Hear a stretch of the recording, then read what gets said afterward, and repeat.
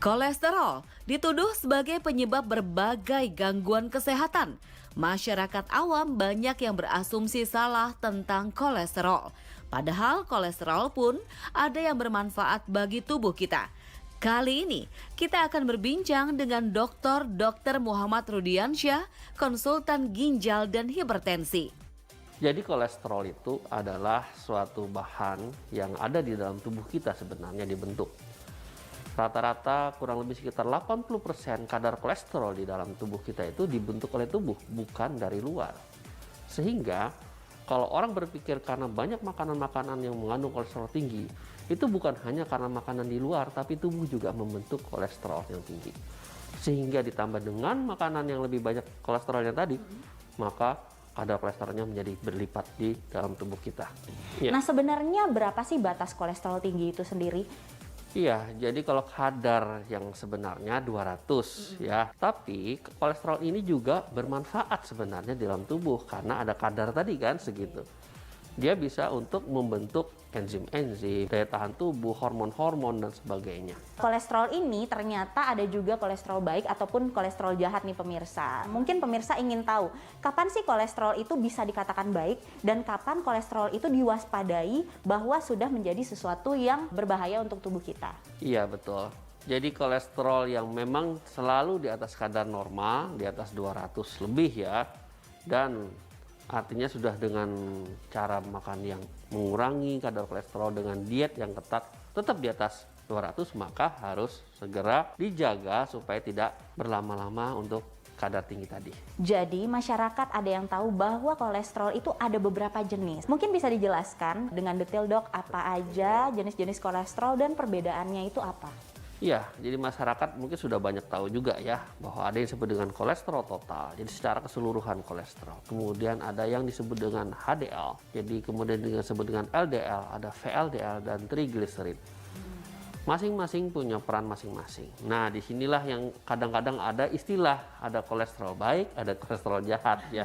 Yang disebut yang sering orang mengatakan yang baik itu yang HDL, high density. Kemudian yang disebut jahat tadi yang very low dan yang low density. Jadi di sini mudah sekali dia terjadi pengikatan dan endapan-endapan. Ini yang berbahayanya kenapa kolesterol tersebut harus dijaga. Karena begitu mengendap, berarti nempel di pembuluh-pembuluh darah, maka pembuluh darahnya terjadi pengerasan atau aterosklerosis. Apa saja sih dok efeknya jika kita tidak menyadari bahwa ada kolesterol di tubuh kita atau kita biarkan gitu kolesterolnya? Apa aja efeknya kira-kira? Iya, jadi kalau kolesterol yang jahat tadi yang tinggi, maka dia mudah sekali mengendap atau ditangkap oleh makrofag di tubuh kita itu untuk sebenarnya ditangkap itu dikira kelebihan kan, mau dihancurkan lah sebenarnya, tapi malah terjadi penggumpalan, jadi kayak busa gitu lah, foam cell. Dan itu nempel di dinding pembuluh darah. Semakin banyak dia nempel di pembuluh darah, maka pembuluh darahnya akan menebal dan mengeras. Dan ini menjadi faktor resiko terjadinya darah tinggi salah satu. Kenapa? Karena pembuluh darah nggak bisa elastis. Jadi berkurang elastisitas pembuluh darah. Ini yang menyebabkan tekanan itu menjadi mudah tinggi. Nah, kemudian di salah satu dari melar tadi, itu jadi menyempit lubang pembuluh darah tadi sehingga gampang sekali bahan-bahan yang kecil-kecil ya dari termasuk kolesterolnya juga itu mungkin pecah dari dinding pembuluh darah akan menumpuk dan nempel dan nyumbat di ujung-ujung pembuluh darah. Itu yang mungkin bisa serangan jantung kalau di pembuluh darah jantung, di otak serangan stroke, atau di pembuluh-pembuluh darah yang sekitarnya jadi hitam dan sebagainya karena aliran darah tidak bisa lewat situ. Tapi ada nggak sih cara-caranya kita mengetahui bahwa di dalam pembuluh darah kita, di dalam darah kita itu mengandung kolesterol yang tinggi? Iya betul, ya sulitnya di sini karena memang untuk mengetahui kolesterol tinggi kita harus memeriksakan darah dulu di laboratorium. Itu masalahnya. Hanya dengan pemeriksaan laboratorium berapa kadar kolesterol lah kita baru tahu. Berapa lama sekali kita melakukan pemeriksaan supaya kita bisa mengantisipasi adanya kolesterol di tubuh kita? Kalau kita tidak punya faktor resiko lain, apalagi usia masih muda, mungkin di bawah 30-40 tahun, mungkin 1 tahun atau 2 tahun sekali nggak masalah. Kalau sudah di atas 40, mungkin 1 tahun sekali lah paling tidak kita tahu, punya data untuk kesehatan kita.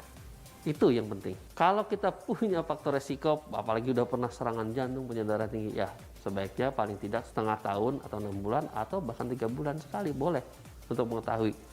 Begitu kadarnya bagus, mungkin 6 bulan lagi atau 1 tahun lagi. Nah, apa saja yang harus dilakukan untuk kita-kita yang memiliki kolesterol normal supaya tidak terjadi peningkatan tinggi terhadap kolesterol tersebut? Jadi biar bagaimanapun sudah saya jelaskan tadi bahwa kolesterol itu dibentuk oleh tubuh hampir 80%. Artinya orang yang tidak makan makanan kolesterol tinggi pun kadar kolesterolnya itu udah 80% dari tubuh. Kalau memang hasil dari tubuh pembentukannya 80% itu tidak melebihi dari normal, ya kita harapkan dari luar tidak menambah. Artinya janganlah ditambah makan makanan yang memang mengandung kolesterol tinggi seperti yang lemak-lemak dan jeroan-jeroan ya. Itu enak dan juga berbahaya ya jika Betul. dikonsumsi terlalu sering. Mungkin boleh dikonsumsi buat yang menyukai tapi tidak boleh Iya, terlalu sering. tidak Nah, sering. berapa lama nih, Dok, disarankan kalau misalnya yang suka jeroan? Boleh tidak? Berapa lama Iya. sekali gitu, Dok? Ada beberapa tips ya. Kalau misalnya kita mengonsumsi telur, itu adalah kolesterolnya tinggi di kuning. Oke. Bagaimana caranya mengurangi? Kita konsumsi telur mungkin paling banyak seminggu mungkin 3 atau 4 butir.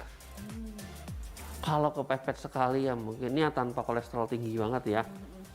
Mungkin 1 butir 1 hari itu udah termasuk tinggi. Jadi kalau misalnya sekali makan ya separuh saja 1 hari telurnya. Besok lagi separuh. Oke. Karena kalau kita analogikan 1 butir telur itu 1 ekor ayam loh. Kalau udah jadi ya.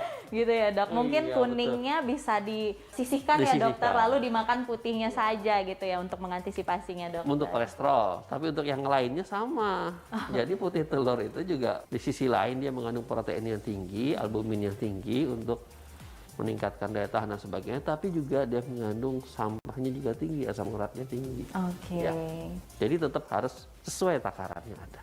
Mitos atau fakta bahwa kolesterol diakibatkan oleh keturunan? Itu fakta. Ya, jadi tadi sudah dijelaskan bahwa kolesterol itu memang dibentuk oleh tubuh kurang lebih 80%. Oke. Memang ada yang disebut dengan familial. Jadi memang diturunkan bahwa seseorang itu memang mempunyai gen untuk membentuk kolesterol lebih banyak dibandingkan yang lain. Kolesterol ini mayoritas dialami oleh pria. Ini mitos atau fakta, Dokter Rudi? Nah, itu baru mitos. Jadi memang bahwa kolesterol itu bisa laki-laki maupun perempuan sama. Justru tadi yang lebih berperan tadi keturunan tadi, di situ yang lebih berperan. Mungkin pria-pria lebih suka makan jeroan atau perempuan juga suka Nah. makan jeroan? Yang kedua adalah makanan yang dimakan itu juga berpengaruh sekali untuk meningkatkan kadar kolesterol. Mitos atau fakta bahwa kolesterol ini diderita oleh usia 40 tahun ke atas? Mitos itu. Mitos, pemirsa. Kenapa, Dokter Rudi? Jadi bahwa umur berapa saja bisa sebenarnya terjadi kolesterol, ya, baik itu anak-anak, orang dewasa maupun yang tua. Tadi ada faktor keturunan juga berpengaruh. Jadi tidak memandang umur sebenarnya. Pada yang keturunan itu usia 25 tahun, 30 tahun kolesterolnya udah tinggi kan. Ternyata usia bukan menjadi suatu patokan untuk mengalami kolesterol tinggi. Jadi dari usia muda, jaga pola makan dan rajin memeriksakan diri ke dokter untuk memantau apakah Anda memiliki kolesterol tinggi ataupun tidak. Seperti yang Dokter Rudi sampaikan tadi, periksakan diri Anda minimal 1 ataupun 2 tahun sekali. Dan juga tentunya harus tetap menjaga pola makan dan menerapkan hidup sehat. Saya Dr. Tengku Anissa dan Dr. Rudi Yansyah untuk Hidup Sehat Plus.